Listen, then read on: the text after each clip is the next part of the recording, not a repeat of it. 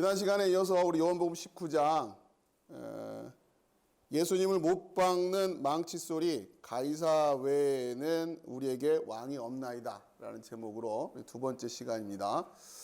자, 지난 시간에 내용을 조금 요약해서 다시 한번 정리하고 이어가도록 하겠습니다. 요한복음 19장에 이제 빌라도의 신문이 본격적으로 시작을 되죠. 빌라도가 예수님을 데려다가 신문을 하기 시작하는데 주된 초점은 빌라도가 예수님에게 어떠한 혐의점을 발견하지 못하고 있는 상황이에요. 이제 그러면서 빌라도는 예수님에게 계속 질문을 하면서 이제 우리에게 성경은 빌라도의 예수님과의 대화를 통해서 우리에게 뭔가 메시지를 전하고 있는 거죠. 빌라도와 예수님의 대화 자체가 포인트가 아니라 그것을 통해서 우리에게 전해지고자 하는 메시지에 우리가 초점을 둬야 된단 말이에요.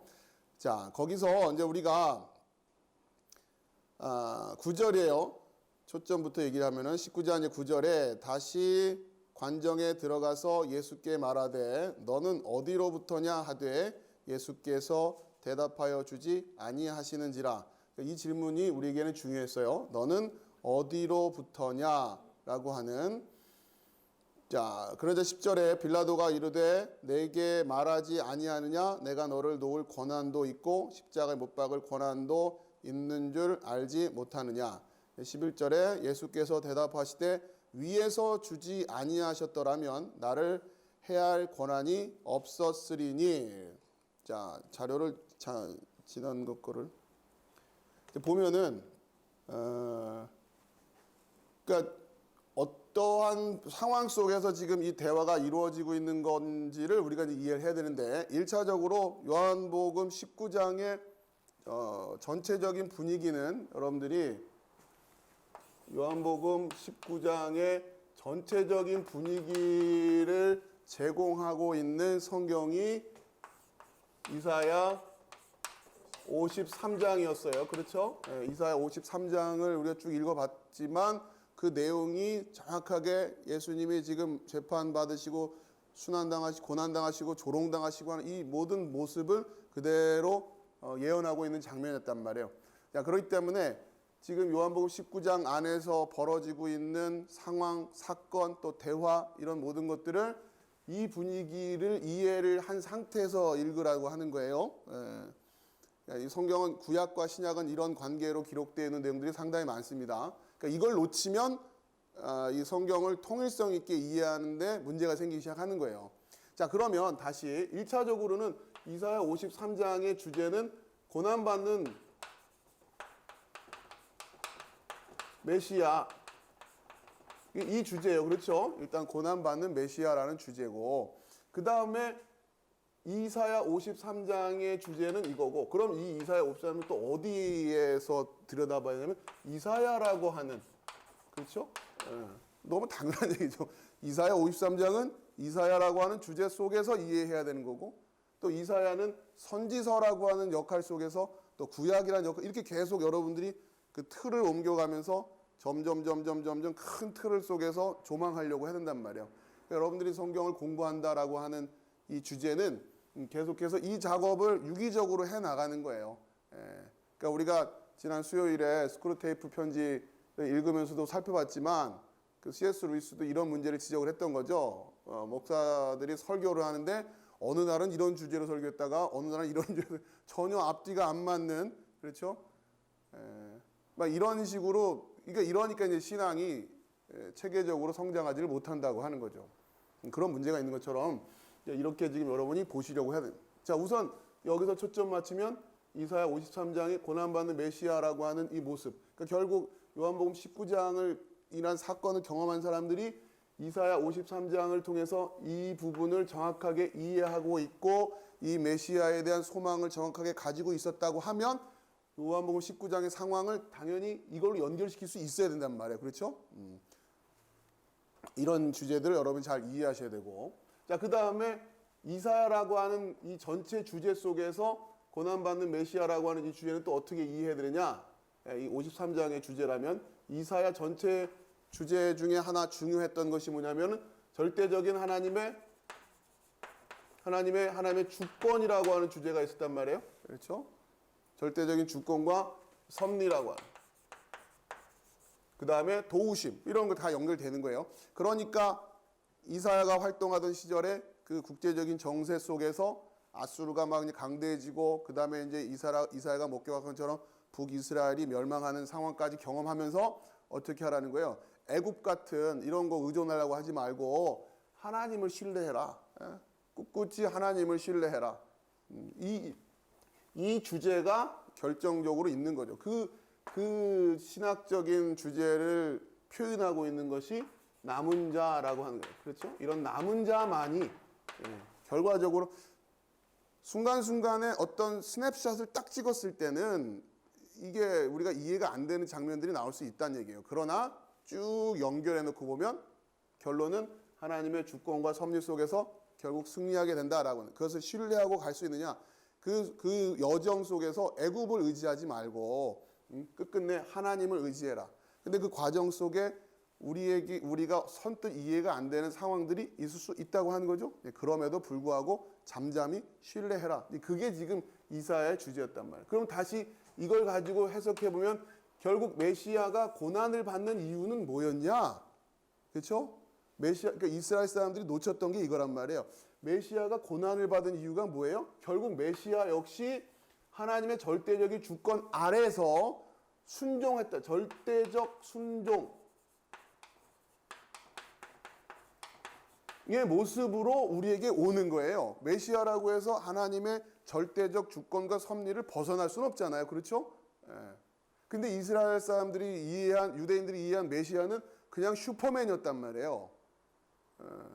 그러니까 이게 지금 그 유대인들이 메시아의 그 당시 유대인들의 메시아관이 이해하지 못했던 문제랍니다. 그러니까 이스라엘 사람들이 이사야 53장을 메시아로 이해하는 걸 굉장히 꺼려한단 말이에요.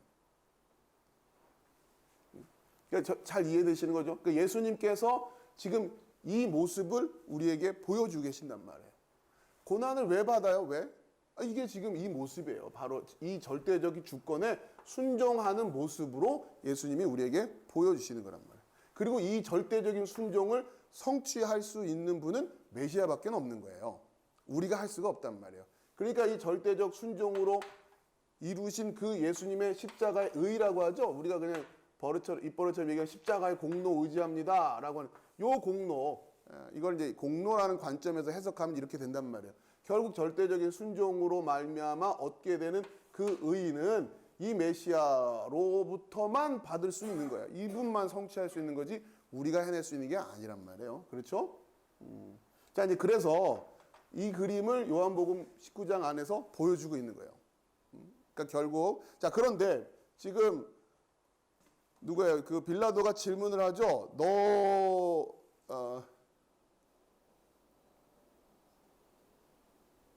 그러니까 11절에, 그러니까 9절에 너는 어디로부터냐? 그러니까 예수님께서 너는 어디로부터냐? 그러니까 예수님께 질문하는 거예요. 좀 잘 이해하세요. 예수께 말하되 너는 어디로부터냐 한데 예수께서 대답하여 주시지 않는다. 자, 그러자 빌라도가 내가 너를 놓을 권한도 있고 십자가 못 박을 권한도 있는 줄 알지 못하느냐 이렇게 물어보고, 그러니까 예수님이 거기에 대한 대답으로 위에서 주지 아니하셨더라면 이렇게 이제 답을 하신단 말이에요. 그러니까 지금 너는 어디서부터냐 할 때 그 위에서 주시지 않았다면 하는 요게 결국 빌라도에게 있어서의 이 위라고 하는 의식이 지금 정확하게 드러나지가 않은 게 문제란 말이에요. 그렇죠? 빌라도는 이 위가 뭐냔 말이에요. 어디서부터 이 권한이 오냐? 빌라도에게는. 너는 어디, 예수님 되질문하는 거예요. 지금 예수님 빌라도에게. 자, 이렇게 되는 건데 이 절대적인 주권과 섭리의 주체가 이 주체가 결국 위에서 주시지 않으면 이렇게 얘기되는데, 이 절대적인 주권과 섭리의 주체가 빌라도 당신에게는 어디입니까? 누굽니까? 이걸 질문을 하는 거죠. 그렇죠? 이게 굉장히 중요한 거예요. 결국 우리 모든 인간들에게 동일한 질문이란 말이에요. 당신들은 어떠한 절대적인 주권과 섭리 아래에서 순종하려고 합니까? 이렇게 물어보는 거란 말이에요. 그러니까 지금 빌라도가 내가 너를 살릴 수도 있고 죽일 수도 있는데 이런 식으로 의수되니까 예수님이 그 권한이 어디서부터 온 거냐? 이 질문을 하시는 거죠. 그러니까 그거로부터 왔다고 하는 그게 이제 요한복음 19장에서의 중심적인 주제와 하나란 말이에요. 그러니까 간단히 말하면 이런 거예요. 빌라도 입장에서 내가 고시 공부 열심히 하고 내가 열심히 노력해서 내가 이 자리까지 올라왔어. 그러면 그 권한이 누구한테? 자기가 획득한 거죠. 그렇죠? 그렇게 이해하고 있는 거란 말이에요. 그러면은 결국 이 절대적인 주권과 섭리의 주체는 누가 되는 거예요? 자신이 되는 거예요. 그렇죠? 근데 이렇게 이해하고 있는 거냐? 아니면 결국 그 주권과 섭리의 절대적인 주체가 누구라고 이해하고 있기에 그렇게 하고 있느냐? 이 질문이랍니다. 여러분 이거를 잘 이해하십시오. 자, 이거를 이해를 못하고 있는 빌라도에게 예수님께서 위에서 주지 아니하셨더라면 이렇게 일반적인 언어를 가지고서 설명을 하고 계세요. 그 위가 뭔지를 확인을 해봐라. 자, 이런 주제가 지난 시간에 좀 이어졌던 거고요.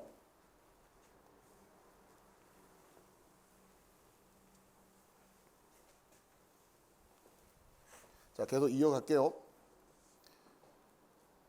자, 요한복음 19장인데요. 나와 있죠. 이러함으로, 그러니까 19장 12절에요. 이러함으로 이제 빌라도가 예수를 놓으려고 힘썼으나 유대인들이 소리질러 이르되 이 사람을 놓으면 가이사의 충신이 아니니이다. 무릇 자기를 왕이라고 하는 자는 가이사를 반역하는 것이니이다. 빌라도가 이 말을 듣고 예수를 끌고 나가서 돌을 깐 뜰 히브리 말로 가바다에 있는 재판석에 앉아 있더라. 자, 이제 유대인들이 빌라도를 또 압박을 합니다. 어떤 측면에서 압박을 하느냐? 결국 예수를 만약에 놓아주려고 한다면 지금 무슨 문제가 생기게 되느냐? 가이사의 충신이 아니게 된다는. 그렇죠? 무릇 자기를 왕이라 하는 자는 가이사를 반역하는 것이다. 그러니까 빌라도 입장에서는 아킬레스건이에요.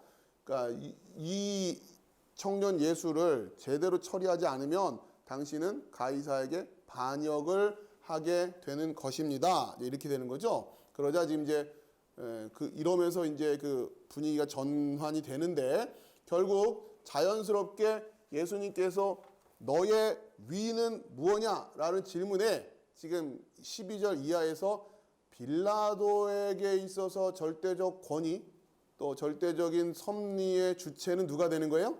가이사가 되는 거죠. 그렇죠? 황제가 되는 거란 말이에요. 가이사를 두려워하고 있는 거죠. 그렇죠? 가이사의 입장에서 이를 처리하려고 하게 된단 말이에요. 그러니까 이렇게 드러내는 거죠. 결국 우리가 인생을 살아가면서 결국 나에게 있어서 절대적인 주권과 섭리가 누구인가라고 하는 부분은 이렇게 드러날 수밖에 없는 거예요. 말로는 아니라고 말을 할지 모르겠지만 결국은 이 이야기를 그러니까 이런 상황에서 빌라도 역시 폭로될 수밖에 없다고 하는 거죠. 자, 계속 이어가겠습니다. 이 날은 6월절의 준비일이요. 때는 제6시라 빌라도가 유대인들에게 이르되 보라 너희 왕이로다. 그들이 소리 지르되 없이 하소서 없이 하소서 그를 십자가에 못 박게 하소서. 빌라도가 이르되 내가 너희 왕을 십자가에 못 박으랴. 대제사장들이 대답하되 가이사 외에는 우리에게 왕이 없나이다 하니 이에 예수를 십자가에 못 박도록 그들에게 넘겨주니라. 자, 이제 이 장면에서 자연스럽게 빌라도에게 있어서는 누가 절대적인 주권자로서의 위치였어요? 가이사였어요. 그렇죠? 이 드러났어요. 예. 자, 그런데 이번에는 유대인들 그 누구예요? 대제사장들이, 그렇죠? 유대 대제사장들이 본인들에게 있어서 그 예수님이 위에서부터 주시지 않으면 그 절대적인 권위를 누구라고 지금 스스로 얘기하고 있어요?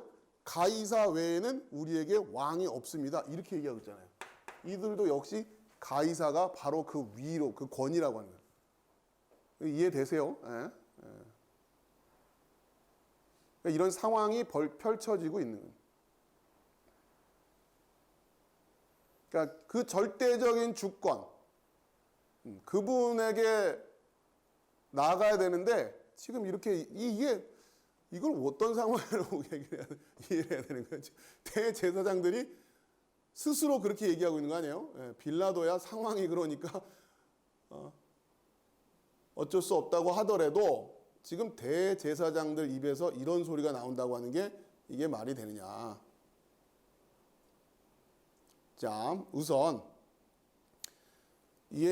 하나씩 좀 살펴볼게요. 이런 이제 이 단락의 문제 의식을 여러분 이렇게 느끼시고 십자가에 못 박게 하소서. 그러니까 15절에 그를 십자가에 못 박게 하소서. 이제 요 표현이 십자가 못 박게 하소서 이게 아니라 그냥 십자가에 못 박아라 이런 말이에요. 십자가에 못 박아라. 십자가에 못 박아라. 이제 이런 식으로 지금 얘기하고 있다라는 약간 뉘앙스가 좀 다르죠. 자, 그 다음에 이제 또 봅시다. 14절에 빨간색으로 표시된 부분을 보세요. 보라, 너희 왕이로다. 자, 이렇게 왕이로다.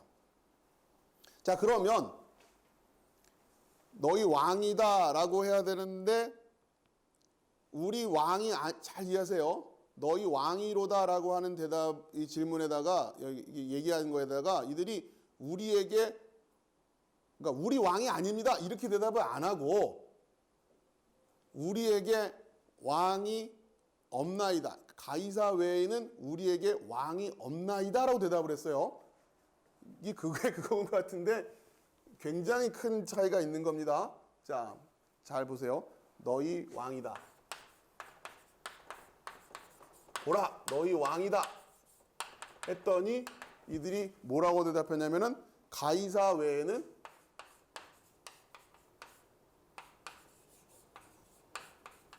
우리에게 왕이 없나이다. 이렇게 대답을 했어요. 우리에게 왕이 없나이다. 자, 이렇게 자, 이거랑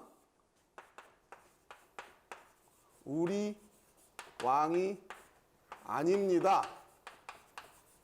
그는 우리 왕이 아닙니다. 라는 대답과 가이사 외에는 우리에게 왕이 없나이다는 엄청난 차이가 있는 얘기예요. 자, 무슨 얘기냐?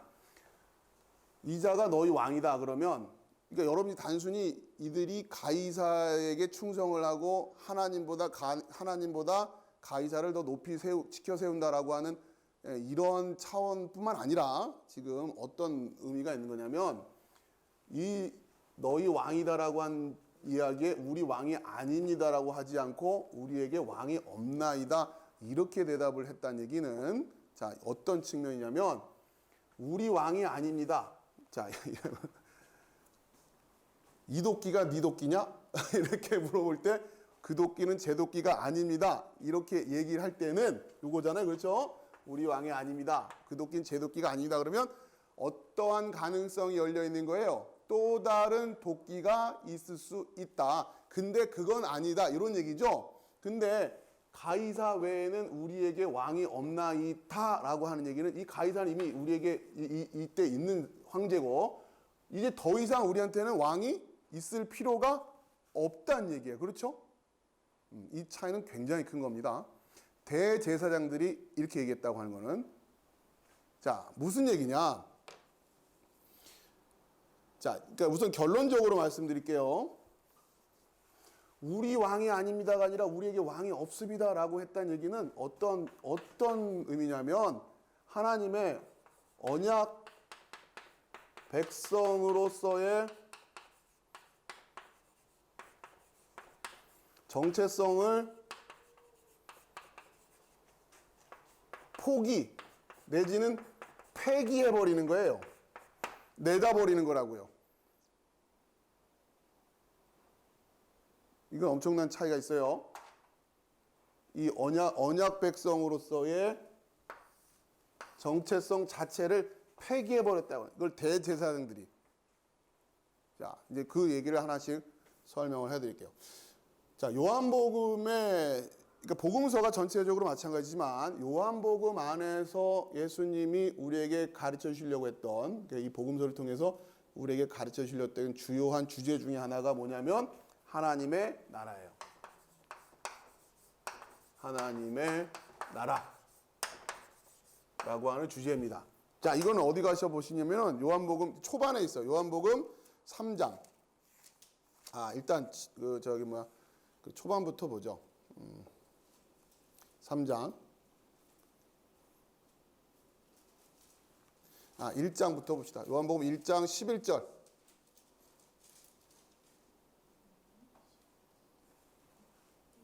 네, 요한복음 1장 11절에 보시면 자기 땅에 오매 자기 백성이 영접하지 아니하였으나 이렇게 돼 있죠.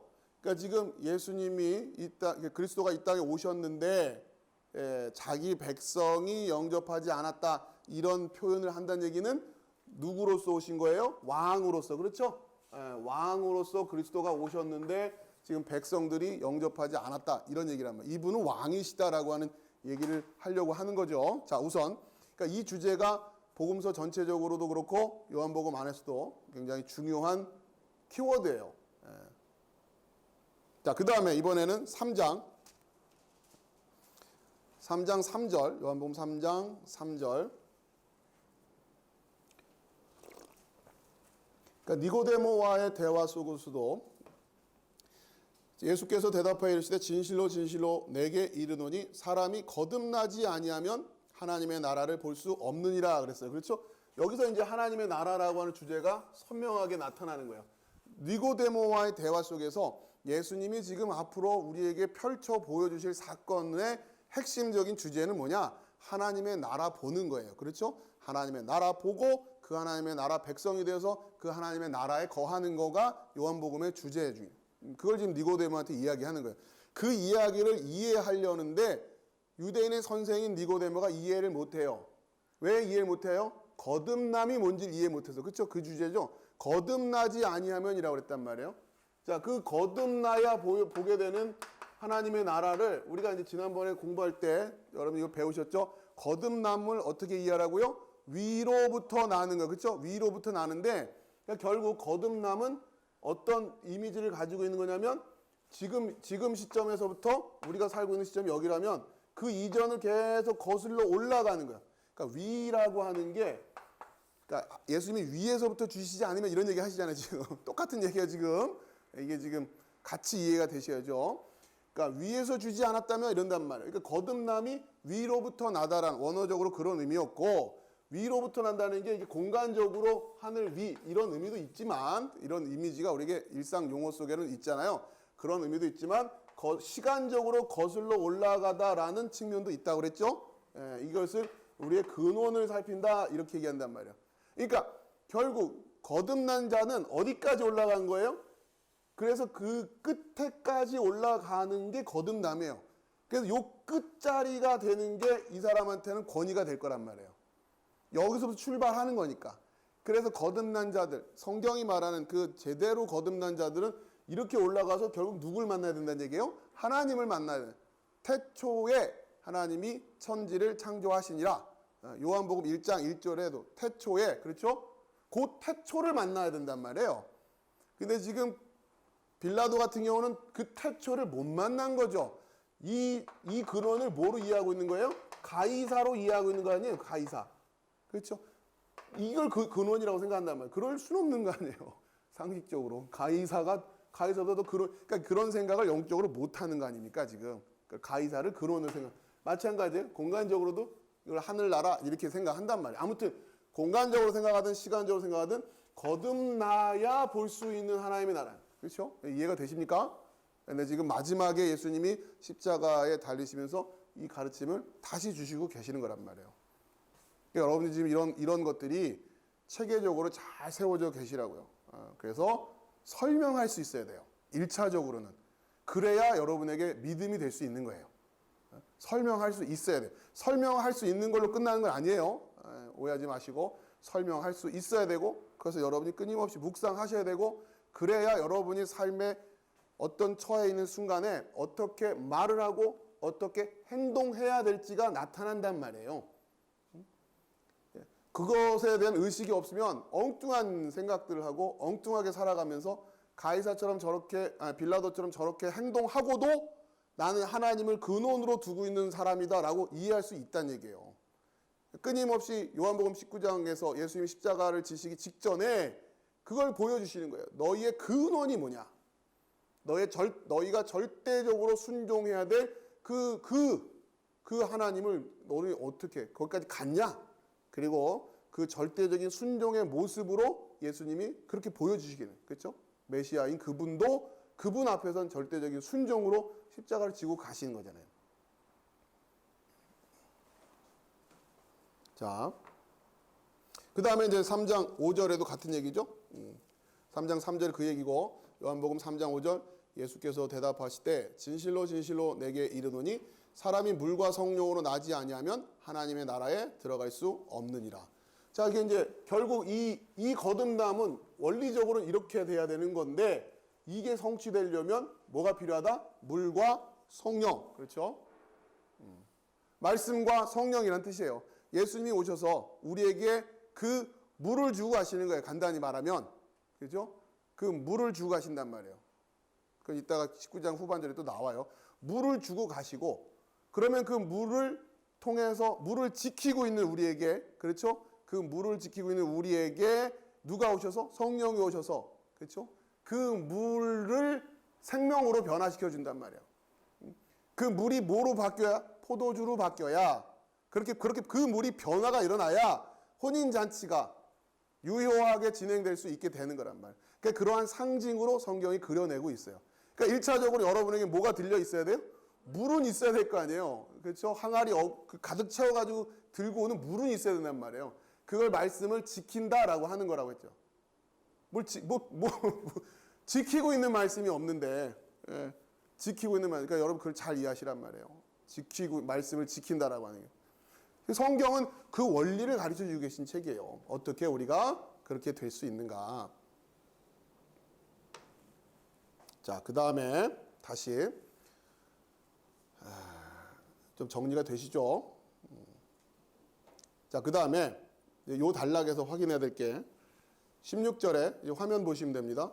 이에 예수를 십자가에 못 박도록 그들에게 넘겨주니라 라고 하는 요 넘겨주니라가 파라디돔이에요. 이거 좀 지우고. 요 단어도 여러분 요한복음 19장을 이해하는 데 있어서 좀 염두에 두고 계셔야 됩니다. 파라디돔이, 그렇죠? 파라디돔이. 이게 지금 여기서는 넘겨주니라, 넘겨주다로 번역이 됐어요. 넘겨주다. 예수를 십자가에 못 박도록 그들에게 넘겨주니까. 그러니까 디돔이라고 하는 게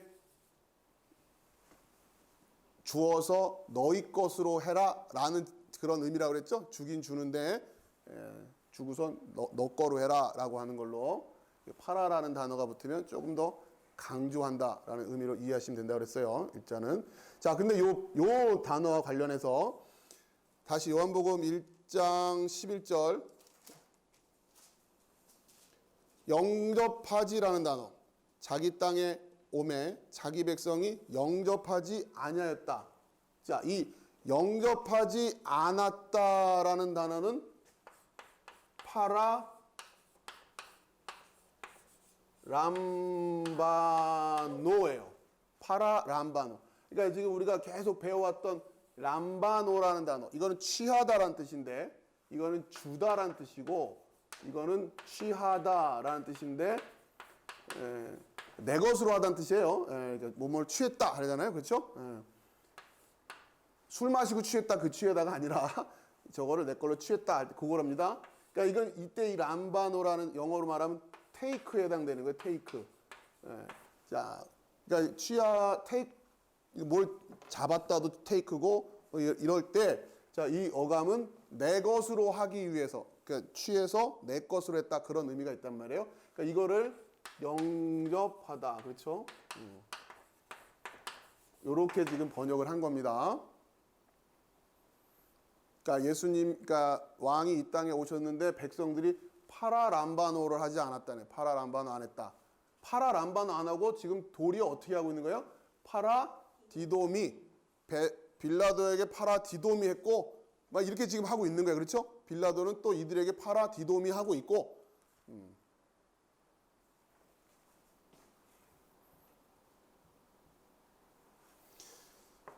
자, 이 파라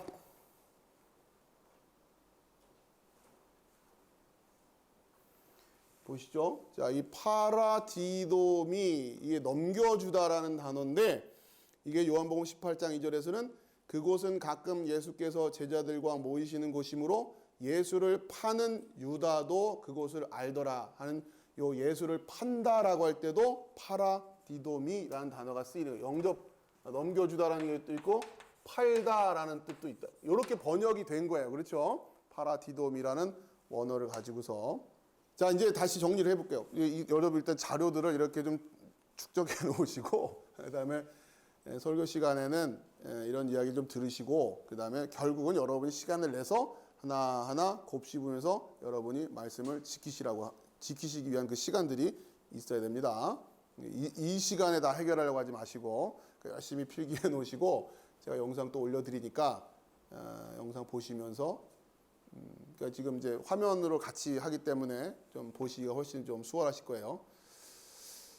자, 결국 지금 요한복음 초반에 하나님의 나라에 대한 개념을 가지고 지금 왕에 대한 이야기를 하고 있어요. 왕, 그렇죠? 왕에 대한 이야기를 하고 있는데 이들이 지금 이 소망을 폐기했다고 하는 거예요. 예수님 그 왕으로 오시는데 결국 대제사장의 입을 통해서 유대인들이 이야기하고 있는 이야기가 뭐 가이사 외에는 우리에게 왕이 없습니다. 이렇게 이야기하고 있다는 얘기예요. 그러면 이들에게는 새로운 왕이 올 이유가 없어요. 그렇죠?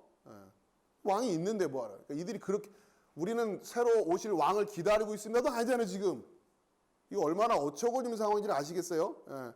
적어도 우리 성경에 예언되어 있는 우리 메시아는 저런 분이 아닙니다. 이렇게 말하는 것 답은 아니지만 이해는 돼요. 그렇죠? 예수를 그들이 생각하는 그 메시아가 아니었기 때문에 인정할 수 없다. 그러나 우리에게는 어쨌든 메시아가 또 올 거다. 이렇게 말을 이렇게라도 해야 되는데 가이사 외에는 우리에게 왕이 없습니다. 이렇게 말을 해버렸다는 거예요. 그걸 대제사장이 그 얘기를 했다는 거예요. 그러니까 이스라엘 백성들을 대표하고 있는 거잖아요. 그렇죠? 그러니까 이제 이들이 이제 그 이야기를 우리에게는 왕이 더 이상 없습니다. 이렇게 얘기를 하고 있다는 거예요. 그걸 잘 이해하시고 자 결국 이 왕에 대한 소망을 폐기한다. 이게 어떤 의미냐면 여러분이 이 어처구니 없음을 이해하려면 언약 중에서 다윗 이스라엘이 가지고 있는 다윗 언약이라고 하는 이걸 이제 이해하고 있어야 돼요. 이스라엘 백성들이 가지고 있었던 다윗 언약. 자, 어디로 가시냐면 사무엘하 7장 11절 이하입니다. 사무엘하 7장 11절. 자, 지금 이제 이 장면이 어떤 장면이냐면 우선 7장을 전체적으로 보면 다윗이 하나님의 집, 그렇죠? 하나님의 집을 에 대한 마음을 품고 있어요. 그러나 지금 하나님은 다윗을 통해서 허락하진 않으세요. 그러나 지금 다윗이 7장 5절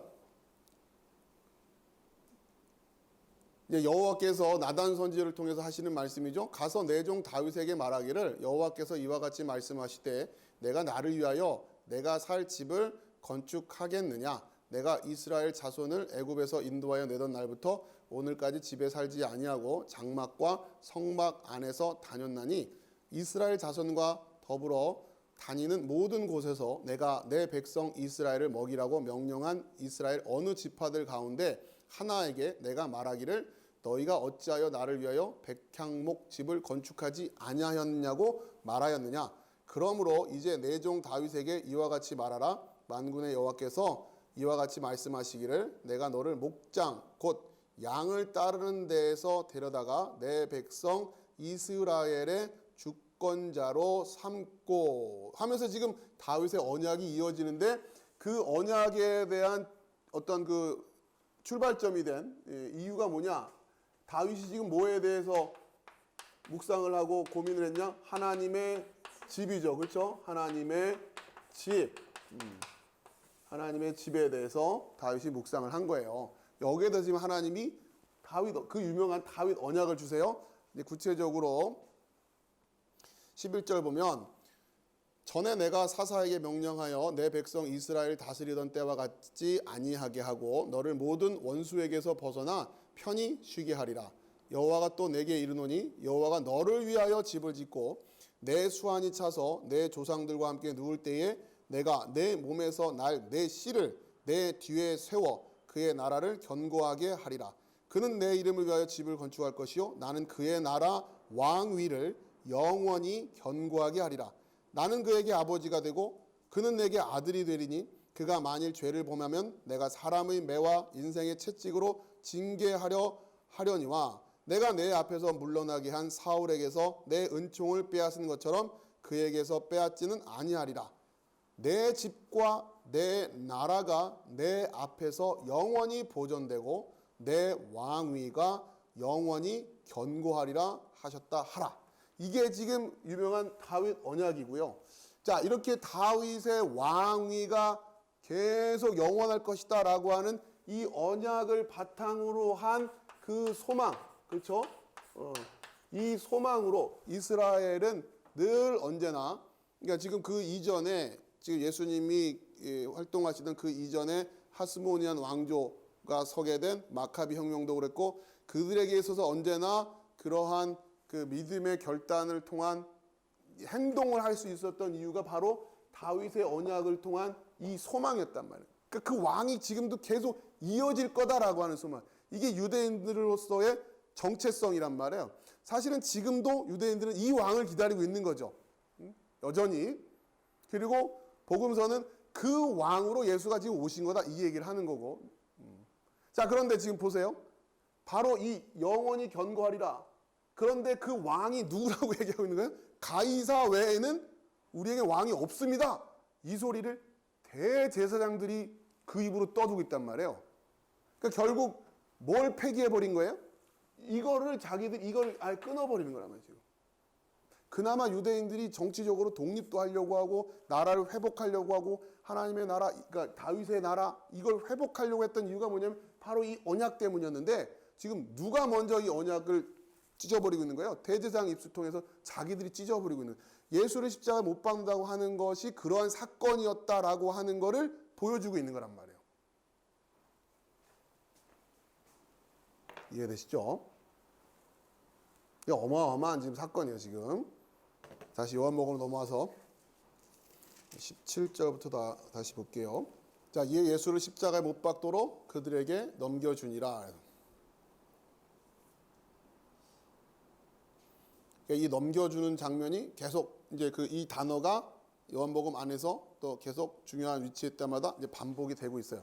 그 앞에서도 그 위에서부터라는 얘기를 하면서 11절이었죠. 위에서 주지 아니하였더라면 나를 해할 권한이 없었으리니 그러므로 나를 내게 넘겨준 자의 죄는 더 크다 하시니라. 그러니까 여기서 말하는 이 넘겨주는, 그러니까 이게 자꾸 이제 파는 행위예요. 그렇죠. 넘겨주다지만 파는 건데 유대인들이 빌라도에게 예수를 팔고 있고 빌라도가 또 유대인들에게 팔고 있고 자꾸 이제 이러는 거죠. 그러면서 특히 나를 너에게, 그러니까 빌라도에게 넘겨준 자의 죄는 더 크다.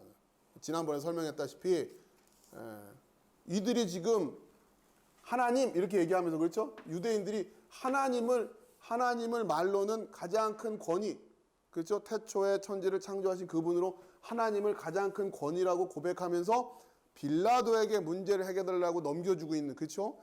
그러니까 이들의 죄는 더 크다라고 얘기하시는 거예요. 빌라도는 몰라서 그렇지만 이들은 가장 큰 권위는 하나님 아닙니까? 그러면 지금 청년 예수라고 하는 그들의 입장에서 지금 뭐 하나님을 비방하고 막 이런 위치에 있는 그 청년의 문제를 해결하기 위해서는 누구 앞에 갔어야 되냐? 하나님 앞에 갔어야 된단 말이에요. 그렇죠? 그런데 빌라도 앞에 가서 이 문제를 해결해 달라고 하고 있잖아요. 그러니까 지금 이런 모습이 오늘날 우리 시대에도 동일하게 연출되고 있단 말이에요. 교회 안에서 문제가 생기는 교단 차원의 문제들이 생기면 이걸 다 법정으로 들고 가는 거죠, 지금. 그러니까 그게 뭘 의미하는지를 모르고 있는 거예요, 이제 목사들이. 교단 내부적인 문제를 법정 가서 해결해 달라고 한단 말이에요.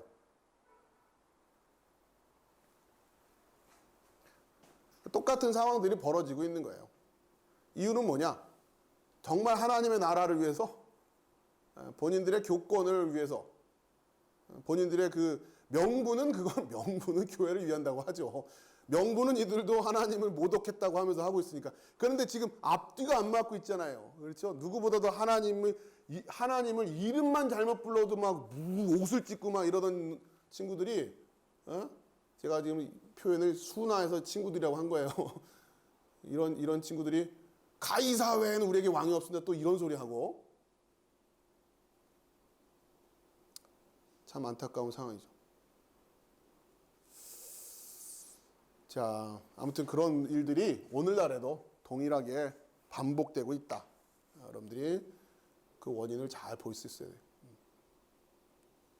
자, 다시 17장 좀 정리하면서 17절이에요. 그들이 예수를 맡음에 예수께서 자기의 십자가를 지시고 해골, 히브리 말로 골고다이라 하는 곳에 나가시니 그들이 거기서 예수를 십자가에 못 박을새 다른 두 사람도 그와 함께 좌우편에 못 박으니 예수는 가운데 있더라.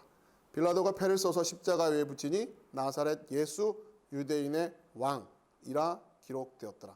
자, 이것도 굉장히 정치적인 의도가 있어요. 그러니까 그 초반에 빌라도는 이 사건을 정치적인 이슈화하지 않으려고 굉장히 애를 썼어요. 그렇죠? 정치적인 이슈가 되는 순간 빌라도도 피곤한 거예요. 이게 이제 황제에 대한 반역의 입장으로 이렇게 되니까 이런 부분에서. 근데 지금 대제사장이 가이사 외에는 우리에게 왕이 없습니다라고 선포까지 했겠다. 이 상황은 조금 더 빌라도 입장에서는 수월해지는 거죠. 자, 그러면서 이번에는 이 빌라도가 정치적으로 나사렛 예수 유대인의 왕이라고 패를 씁니다. 이게 무슨 얘기냐면 그러니까 결국 너희의 왕이 이렇게 됐다라고 하면서 이들에게 다시 한번 어떤 그 왕을 세우고자 하는 의도, 로마의 반역을 해서 독립을 하고자 하는 의도를 완전히 꺾어버리고 싶은 그런 정치적인 계산이 있는 거죠. 그 초반의 빌라도의 모습과 이번엔 또 이 취향이 목적이 다른 거예요. 이해되시죠? 그 리더를 딱 처형을 해버리면 사기가 확 꺾어지잖아요. 그런 걸 노리는 거죠. 그러니까 초반에 빌라도가 정치적인 이슈화하지 않으려고 의도했던 건 달리 노골적으로 나사렛 예수 유대인의 왕 이렇게 딱 붙여버린단 말이에요. 이건 교도의 정치적인 전략이다. 자,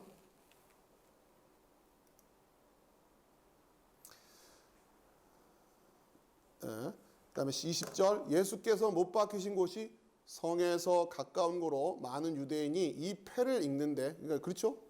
보면서 이제 우리의 왕은 저런 거구나 이러면서 지금 굉장히 열등감을 심어주고 하자 하는 의도였을 거예요. 자, 그러면서 히브리와 로마와 헬라 말로 기록되었더라. 자, 빌라도에게는 그런 정치적인 의도를 가지고 했겠지만 이게 또 역설적으로 진리를 선포하고 있는 거예요. 그렇죠? 유대인의 왕은. 또 그리고 그 말이 히브리와 로마와 헬라 그 당시에 간단히 말하면 통용되던 말들로 그러니까 이제 완전히 다 공표를 하고 있는 거죠. 히브리인들에게도 로마인들에게도 헬라인들에게도 유대인의 왕이다 라고 해가지고 이 역설을 여러분이 이해하시는 겁니다. 빌라도에 그런 의도가 없었겠지만 진짜 그 왕이셨으니까. 21절 유대인의 대제사장들이 빌라도에게 이르되 유대인의 왕이라 쓰지 말고 자칭 유대인의 왕이라 쓰라 하니 빌라도가 대답하되 내가 쓸 것을 썼다 하니라. 여러분 이런 장면들도 제가 좀 전에 설명드렸던 정치적인 이해관계와 그런 문제들을 여러분들이 이해하시면 좋을 것 같아요. 자, 빌라도가 내가 쓸 것을 썼다 이러면서 진행이 되죠. 자, 이제부터 예수님의 십자가 처형이 진행이 됩니다.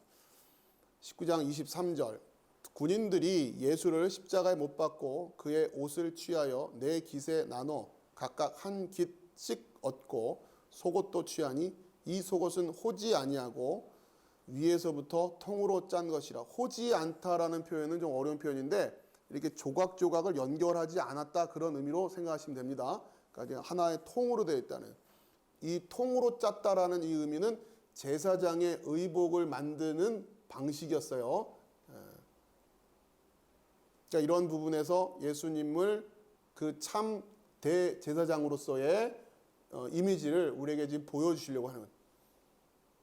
자, 24절 군인들이 서로 말하되 이것을 찢지 말고 누가 얻나 제비 뽑자. 그러니까 이 호지하는 옷은 상당히 고가였다고 합니다. 그 당시에도 이러한 어떤 그 옷이라고 하는 게 흔한 옷이 아니었기 때문에 이것을 찢지 말고 나누어 갖자.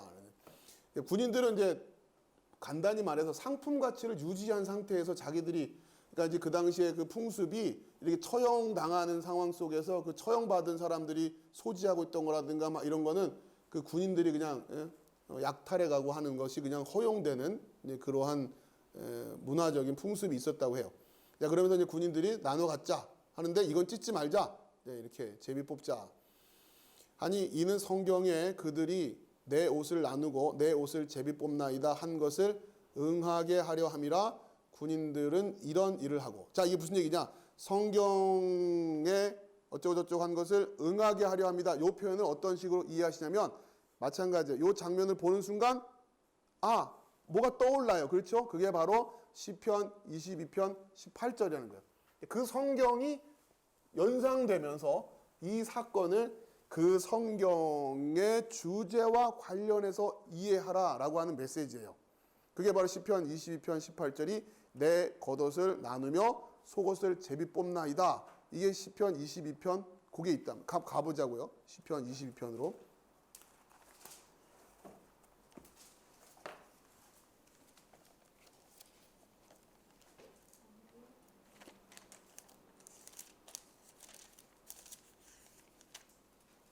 네, 우선 거기를 보시면 여러분이 보고 계시는 성경에서는 그냥 아마 그 다윗의 시 인도자를 따라 아옐렛 샤할에 맞춘 노래 이렇게 돼 있을 텐데, 자, 이 각 시편의 주제들을 이렇게 좀 잘 요약을 해놓은 것을 좀 보면서 설명을 좀 드릴게요. 자, 아무튼 지금 시편 22편 여기다 쓸까요?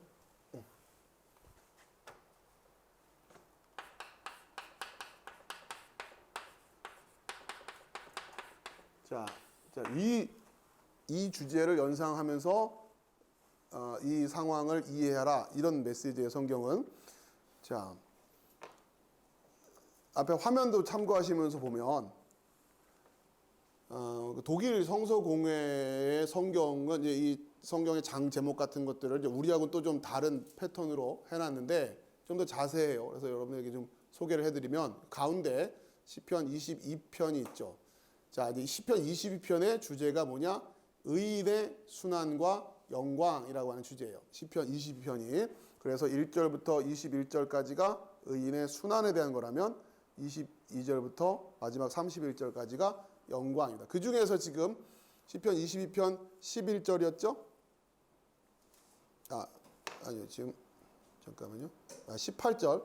18절에 보면 내 겉옷을 나누며 속옷을 제비 뽑나이다 라고 하는 말씀이 있는데 이것은 시편 22편에 기록되어 있는 말씀이고 이 시편 22편의 메시지는 의인의 순환, 그렇죠? 의인의 순환과 영광, 이런 거예요. 지금 이 고난을 당하는 자가 죄인이 아니라 의인이다. 그런 이야기를 하는 거예요. 그렇죠?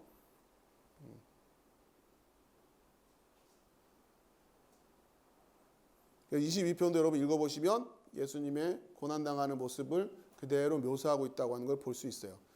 한번 볼까요? 22편 1절에 내 하나님이여 내 하나님이여 어찌 나를 버리셨나이까. 여러분 어디서 많이 들어본 표현이죠? 그러니까 이게 바로 그러니까 사람들이 이걸 들으면서 간단히 말해서 성경 공부 열심히 했던 사람들이면 이게 지금 어느 분위기인데, 그러니까 이게 이제 성경에 응하게 하려고라고 하는 이걸 여러분이 그렇게 이제 이해하시란 말이에요. 그 분위기 하에서 들으시면 된다. 내 신음소리를 듣지 아니하시나이까. 지금 굉장히 이러한 모습으로 돼 있는데 이 고난을 당하는 분이 누구다? 의인이다라는 얘기예요. 그 주제가 시편 22편이란 말이에요. 자, 그 다음에 자, 이 22편의 내용이 쭉 이어지는 이 앞에 화면을 보세요. 20편부터 10편을 이렇게 하나의 또 중간에 이렇게 스토리가 쭉 연결되는 이런 것들이 또 편집이 돼 있어요. 20편의 주제는 뭐냐면 다시 20편으로 가보면 전쟁의 곤경에 빠진 왕을 위한 백성의 기도예요. 특이하게. 그렇죠?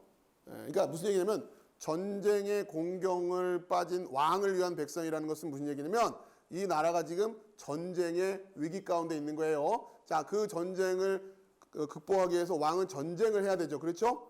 그 전쟁을 앞둔 왕, 또 위기 가운데 있는 왕을 위해서 백성들이 기도를 합니다. 그러니까 어떤 내용이냐 좀 살펴보면 우선 여러분 나중에 시간을 내서 한번 쭉 보세요. 이 백성, 그러니까 왕을 위해 기도하는 백성들의 신앙의 모습이 잘 나타낸 것이 7절이에요. 시편 20편 7절 한번 볼까요? 7절을 보면 어떤 사람은 병거, 어떤 사람은 말을 의지하나 우리는 여호와 우리 하나님의 이름을 자랑하리로다. 자, 재밌는 건 전쟁의 곤경에 빠진 왕을 위해서 기도하는 백성들의 신앙의 모습이 뭐예요? 어떤 백성들이에요? 우리는 병거, 그러니까 어떤 사람들은 병거, 사람, 말을 의지하지만 우리는 여호와 우리 하나님의 이름을 자랑합니다. 하나님의 이름만 자랑하는 자들이 섬기는 왕으로 모시는 분, 그분을 왕으로 하면서 그 백성들이 그 왕을 위해서 기도하고 있는 거 아니에요? 그렇죠? 잘 이해하세요. 지금 시편 20편에서 나타나는 그 백성들이 이 백성들, 그러니까 예수님께서 내 백성은 이 세상에 속하지 않았다 이렇게 얘기를 하시잖아요. 그러니까 예수님 이 세상에 속하지 않은 백성들의 모습이 바로 여기 그려져 있는 거예요. 그렇죠? 누구만 의지해요? 하나님의 이름만 의지하고 있는 그 백성들이 내 백성이다. 그런데 그 하나님의 이름만 의지하고 있기 때문에 지금 이 장면에서 그 하나님의 백성들은 뭘로? 절대적 순종으로. 그게 하나님을 의지하는 방법이니까. 그렇죠? 우리의 목자 되신 예수 그리스도께서 절대적인 순종으로 앞서 가고 계시고 그 백성들도 절대적인 순종으로 따라가고 있는 거예요.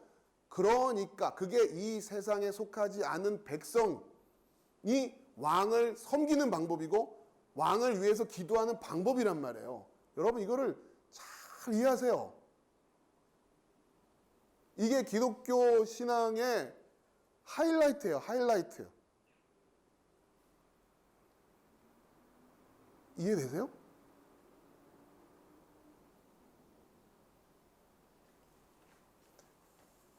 그러니까 함부로 우리 예수님 십자가에서 내려주세요 이러질 않는다고요.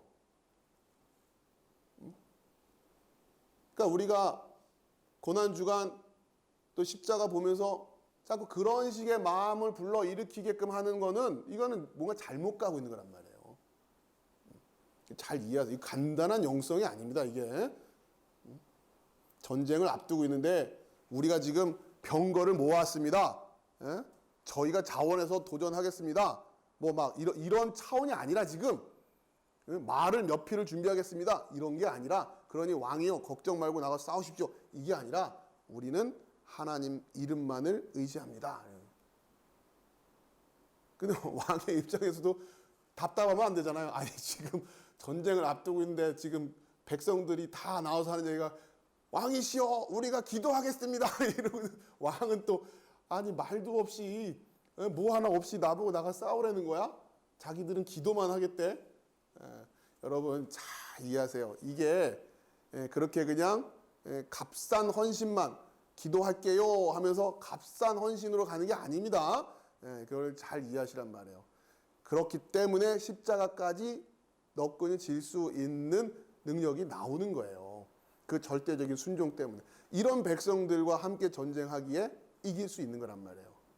말과 병거 탓이 아니라 그거 힘입어서 되는 게 아니라 자, 그 다음에 21편은 왕을 도우시는 하나님이에요. 자, 지금 예수님 십자가를 지시는 상황 속에서 시편 22편 요 이야기를 하셨는데 요 하나만 지금 얘기했지만 20편, 21편, 22편, 23편, 23편이 뭔가 지금 연결되고 있는 주제적으로 연결되고 있다고 하는 여러분 보시고 21편은 왕을 도우시는 하나님이란 말이에요. 자, 그러면 또 21편에서 또 한번 여러분이 살펴볼 것 중에 하나 또 7절 한번 보세요. 7절, 21편 7절. 이 왕의 신앙은 어떤가? 그렇죠? 7절 왕이 여호와를 의지하오니 지존하신 이의 인자함으로 흔들리지 아니하리이다. 결국 이 왕은 또 누구만 의지해요? 이 왕도 하나님만 의지하고 있어요. 그렇죠? 하나님의 인자함, 하나님의 은혜만을 의지하고 있어요. 그러니까 이 왕이 흔들리지 않고 담대할 수 있는 이유는 하나님의 은혜 때문이라고요. 그래서 흔들리지 않습니다. 그 백성의 그 왕, 그 왕의 그 백성이죠. 예수님이 말씀하신 내 나라는 이 세상에 속한 것이 아니다. 이 세상에도 이 세상으로부터예요. 그렇죠? 에크라 그랬어요. 에크. 이 세상으로부터가 아니다. 그러니까 우리가 추구해야 될 신앙의 방향이 이거란 말이에요. 지금 거기서부터 출발하는 거예요. 자, 그리고 22편에 그런데 그 의인이 그 왕이 결국 어떤 모습을 받아요? 순환당하는 모습이란 말이에요. 전쟁에서 물리적으로 뭐 처참하게 깨지는 모습으로 보여지는 거죠. 간단히 말하면. 자, 그러나 이 왕과 이 백성들은 흔들리지 않는단 말이에요. 그리고 마침내 영광이에요. 그러니까 시편 20편 22절부터는 고난받던 의인이 회복되고 영광으로 되어지는 그 주제가 나오고, 그 다음에 여러분 잘 아시는 이제 시편 23편이 이런 흐름 속에서 나오고 있는 거예요. 좋은 목자에 대한 주제란 말이에요. 여호와는 나의 목자시니 내게 부족함이 없으리로다. 그렇죠? 이 흐름 속에서 여러분 이해하시란 말이에요. 결국 이렇게 신뢰했던 하나님, 그 하나님이, 자, 그러면서 지금 이 시편 23편은 어떠한 장면에서, 어떠한 상황 속에서 그려지고 있는 거냐? 푸른 풀밭에 누이시고 쉴만한 물가에서 막 이렇게 드디어 인생은 살만해 이러면서 지금 이 시편이 고백되어지는 게 아니에요. 이 시편의 분위기는 어디서 나오냐면 4절이에요. 4절. 내가 사망의 음침한 골짜기로 다닐지라도. 그러니까 결국 이 시편의 고백이 외쳐지는 장소는 어디예요? 사망의 음침한 골짜기예요. 자, 22편 주제가 의인의 고난에서 의인의 회복으로, 그렇죠? 이어지면서 시편 23편은 장면이 어디냐면 사망의 음침한 골짜기예요. 자, 예수님의 십자가 사건으로 얘기하면 이것은 어디냐? 이제 무덤이 된다. 무덤. 그렇죠? 예수님의 무덤 속에서 고백되어지는 시예요. 예수님의 무덤 속에서 끝끝내 회복될 것이라고 하는 이유가 뭐예요? 하나님의 그 선하시고 인자하심이, 그렇죠? 내 평생의 선하심과 인자하심이 반드시 나를 따르니 내가 여호와의 집에 영원히 살리로다. 이 소망을 어디서 외치고 있다고요? 사망의 음침한 골짜기에서 외치고 있는 거예요. 이게 이제 복음서 안에서는, 요한복음 안에서는 예수님이 장사 되시는 상황 속에서 이제 이어지겠죠. 자, 그 다음에 시편 24편이 어떤 주제라고요? 성소로 들어가는 거예요. 드디어 부활하시고 승천하셔서 하나님 우편에 앉으시는 그 사건이 지금 그려지고 있는 거예요. 자, 그러면서 시편 23편에 3절 여호와의 산에 오를 자 누구며 그의 거룩한 곳에 설 자가 누구인가? 곧 손이 깨끗하며 마음이 청결하며 뜻을 허탄한 데 두지 아니하고 거짓 맹세하지 아니하는 자로다. 자, 이러면서 지금 바로 이 일을 성취하신 예수 그리스도, 그렇죠? 그는 여호와께 복을 받고 구원의 하나님께 의를 얻으리니 이는 여호와를 찾는 족속이요 야곱의 하나님의 얼굴을 구하는 자로다. 자, 그러면서 7절에 여러분 잘 아는 찬양이죠. 문들아 너희 머리를 들지어다 영원한 문들아 들릴지어다 영광의 왕이 들어가시리로다.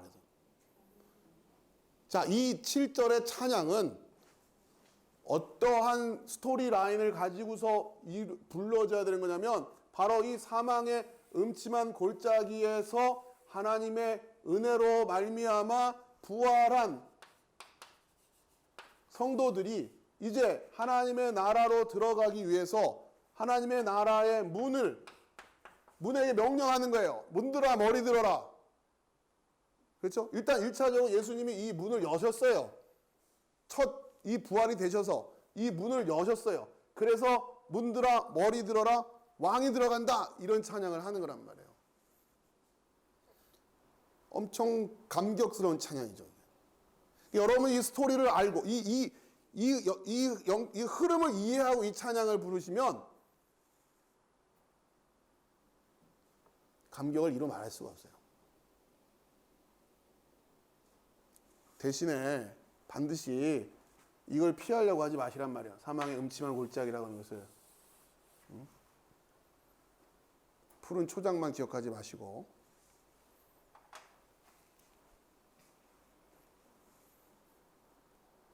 자, 그러면서 7절 문들아 너희 머리를 들지어다 영원한 문들아 들릴지어다 영광의 왕이 들어가시리로다.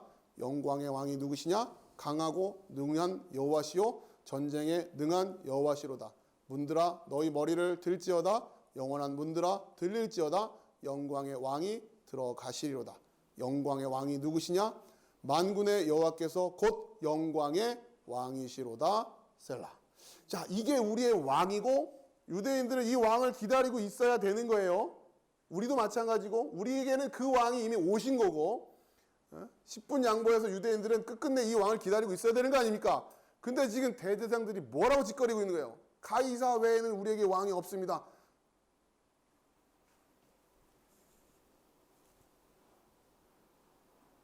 바로 예수께서 이 왕이시다라고. 이 성경이 정말 우리에게 없었으면 어떻게 할 뻔했나. 이걸 어떻게 우리가 이해하겠어요?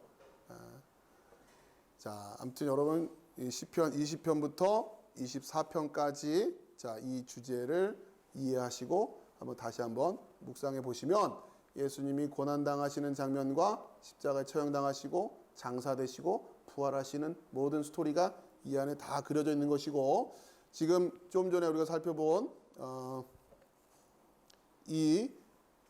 성경을 응하게 하려 합니다라고 하는 이 부분을 바로 시편 22편을 연상시키게 하면서 이들의 생각을 어디로 흘러가게 하게끔 좀 전에 살펴봤던 이 시편에서의 이 스토리 전개를 이들에게 마음속에 보면서 과연 이 예수님의 십자가 사건 이후가 어떻게 전개되고 있는가를 관찰하라는 거예요. 그렇죠? 그런데 십자가 달려 돌아가시고 무덤에 갇히시고 부활하시고 그렇죠?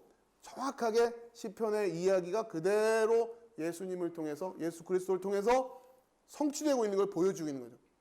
그러니 그분이 바로 그리스도다. 이게 지금 요한복음이 우리에게 하이라이트로 흘러가면서 우리에게 가르쳐주고 우리에게 계시해주고자 하는 메시지다라고 하는 겁니다. 그러니까 그러한 마음을 갖고 보시라는 거예요. 그러니까 십자가 사건을 너무 이렇게 심파극으로 자꾸 이해하지 마시고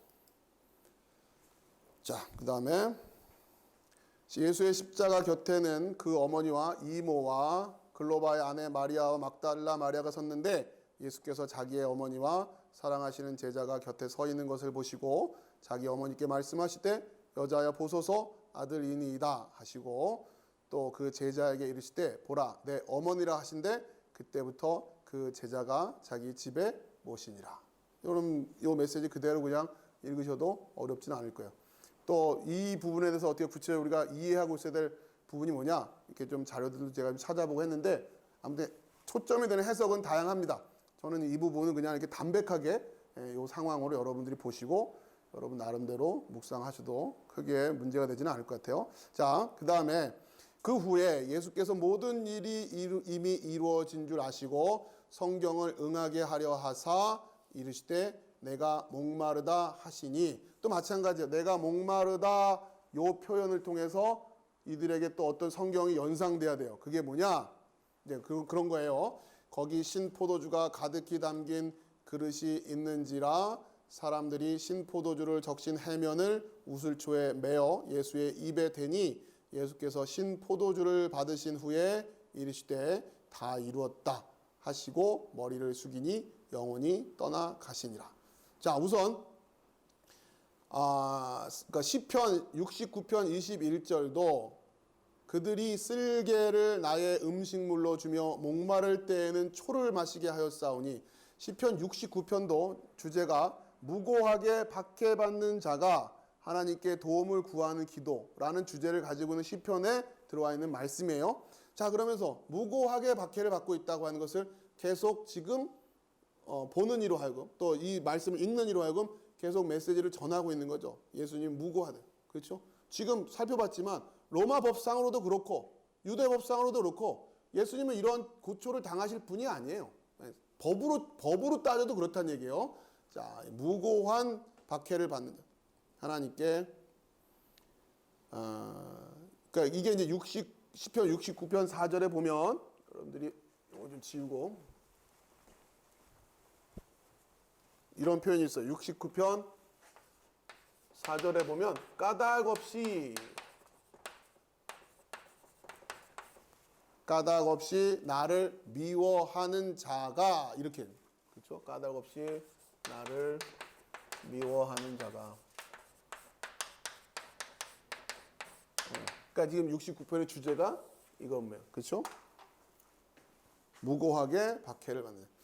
자, 그 69편에 또 21절에 이런 표현이 나오는 거죠. 그들이 쓸개를 나의 음식물로 주며 목마를 때에는 초를 마시기. 초는 이제 식초, 신 거예요. 그러니까 이게 무슨 얘기냐면 조롱하는 것의 아주 극치예요. 그러니까 너무 허기가 져서 음식물을 달라고 하는데 쓸개를 먹으라고 주는 거 아니에요, 그렇죠? 그게 지금 얼마나 막 그냥 희롱의 극치인 거죠, 그렇죠? 막 목이 타들어간다고 지금 고통스러워하는 자에게 식초를 주고 있는 거예요. 그건 무엇이라고? 얼마나 지금 그런 장면이죠 지금. 그러자 지금 그러니까 예수께서 신 포도주를 받으신 후에 이르시되 다 이루었다. 끝까지. 그러니까 이 뭡니까? 시편 69편 21절은 여러분이 이렇게 이해하시면 되는 거죠. 조롱의 극치, 최대치.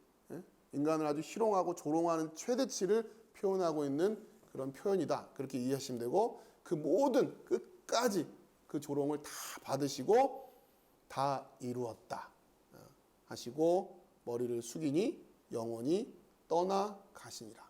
자, 이 영원히 떠나가시다도 파라디돔이에요. 영원히 넘겨지는 거예요. 자, 이 세상에서 아버지께로, 그렇죠? 가는 그 여정이 지금 이어지겠죠? 영원히 떠나가시.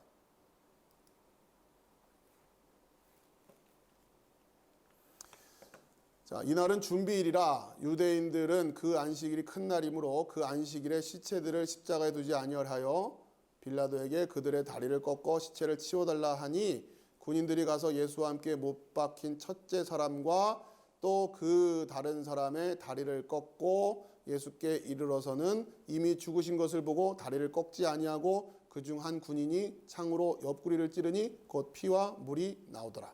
자, 우선 준비일이다라고 하는 것은 유월절을 지내기 위해서 또 준비해야 될 것들이 있었는데, 그 중에 하나가 양을 잡는 거예요. 양을 잡은 다음에 유월절에 그 양을 요리해서 먹어야 된단 말이에요.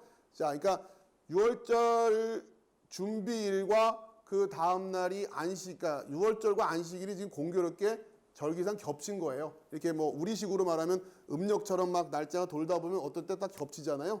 그렇게 이해하시면 됩니다. 자, 지금 이 준비일에는 양을 잡아서 6월절 음식으로 준비하는, 그러니까 바로 그 6월절 양 준비일에 예수님이 지금 그 6월절 양으로 죽으시는 모습이 공교롭게 딱 그 일치가 되는 거죠. 지금 그 장면을 이야기하는 거. 그러니까 그 참 6월절 양으로 예수님이 희생하셨다라고 하는 것을 보여주는 거죠. 자, 그리고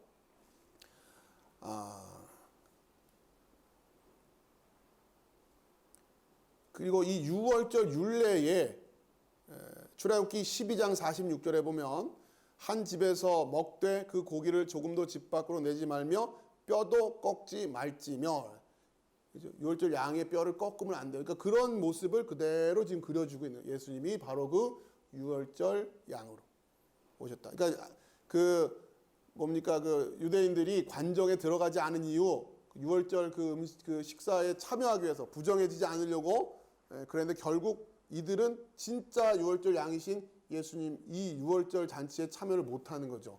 그렇죠? 그러면서 예수님께서 이 희생으로 우리에게, 그러니까 그 영원히 떠나가시면서 우리에게 주시고 가신 게 뭐냐? 피와 물. 피와 물. 물은 말 그대로 말씀. 성경의 메타포는 끊임없이 말씀. 그렇죠? 피, 희생, 대속. 그러니까 예수님이 그것을 우리에게 주시고 떠나가신 거예요. 그러니까 우리가 그 물을 잘 지키고 있어야 되고 그 피의 의미를 잘 알고 있어야 된다는 거예요. 자, 이를 본 자가 증언하였으니 그 증언이 참이라. 그가 자기의 말한 것이 참인 줄 알고 너희로 믿게 하려 함이니라.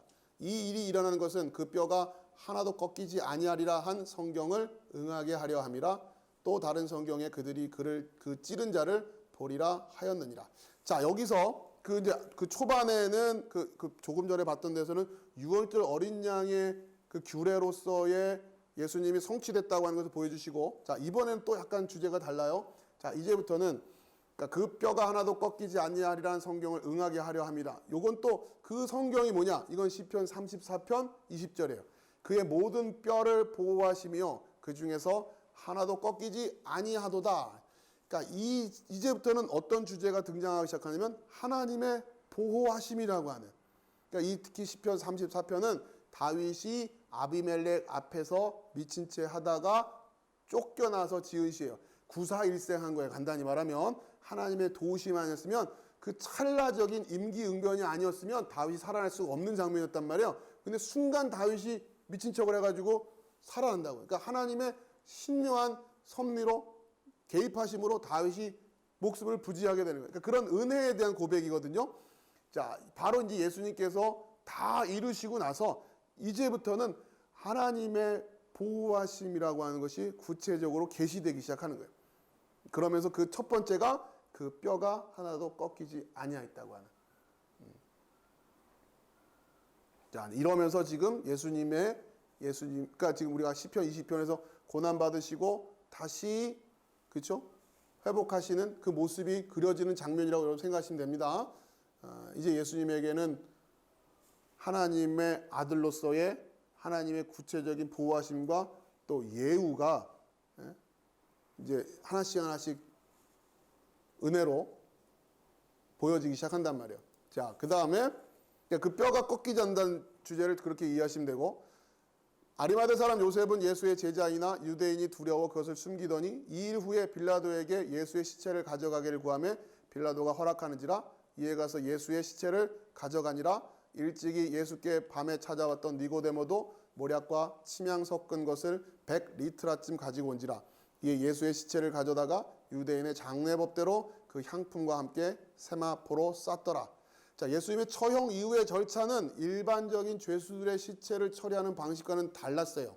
자, 이것을 통해서 최대한의 예우와 품격을 하나님께서 은혜 안에서 보호하고 계시는 모습을 지금 우리에게 보여주십니다. 지금 이 장례도 이런 것들이 예사롭지 않은 상황들이었단 말이에요. 그러니까 간단히 말하면 예수님의 고난이라고 하는 것은 예수님의 십자가에서 운명하시기까지, 죽으시기까지, 그 다음에 더 이상 예수님 멸시당하지 않으세요. 철저하게 왕으로서의 예우가 예수님에게 베풀어집니다.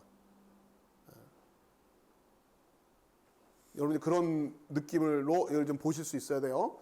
십자가 이후에 예수님은 절대 조롱당하지 않으세요.